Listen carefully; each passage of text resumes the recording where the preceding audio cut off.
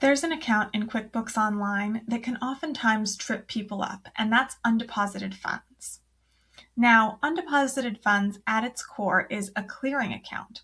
Once you receive payment against invoices in QuickBooks Online, the payments will sit in undeposited funds until you tell them where they should go.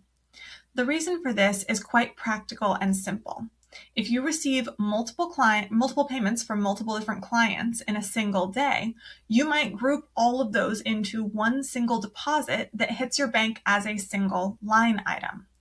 Undeposited funds serves as the clearing account where those three separate transactions sit until we tell QuickBooks that they match with the single deposit that comes through on the bank side. Now, we have to be very careful when we're using undeposited funds in QuickBooks because using it incorrectly can lead to things like duplicated income, bank deposits that don't match what we're seeing on our bank statements, and other reporting issues. So we want to be careful to avoid those and understand how undeposited funds works on our books.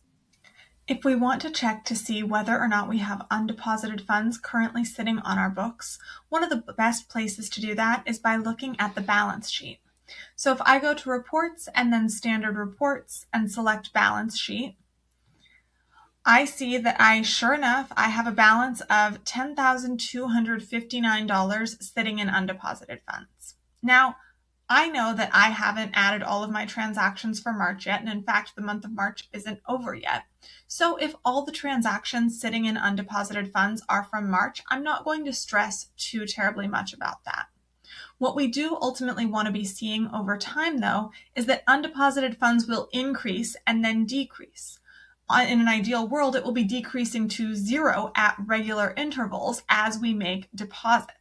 Okay, so if you get into your books and you see that your undeposited funds account has a really high balance and it's only been increasing for a long period of time, that could be something where you want to look into whether or not that's having an impact on your reports. But let's go ahead and click in here so that we can see the transactions that make up undeposited funds. So I have a few different transactions sitting in here right now. And we're going to focus on these ones that were that we have recorded on 3/20 of 2026. Okay, so these four transactions together add up to $6,670. So if I had gone ahead and deposited all four of these transactions together at my bank, I would expect to see a transaction for that amount in my bank feeds screen. So let's go ahead and check and see if it's there. If I go into my bank transactions screen and scroll down just a touch here, yep, sure enough, there we go. We have a counter deposit on 3/22 of 2026 in the amount of $6,670. Now, we're going to have to do the additional step of telling QuickBooks to match all four of those transactions together so that we arrive at this correct number.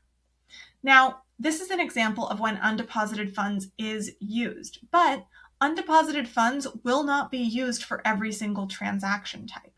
For example, if you are receiving a single check in a day and you directly deposit that check into your bank account via mobile deposit, odds on that it's going to be a standalone deposit and it's going to exactly match what you recorded when you received the payment. And if that's the case, you can go ahead and map the payment directly to the checking account that it was deposited into, and QuickBooks will offer the transaction as a match when it comes through, similar to what it did here with this particular merchant processing deposit. The next step here is going to be to make a bank deposit, which I will be showing you how to do in my next video. Thank you so much for watching. I'm Holly from Accrual Mistress Bookkeeping and Consulting. If you found this helpful, please do like and subscribe, and feel free to leave any questions you have in the comments below.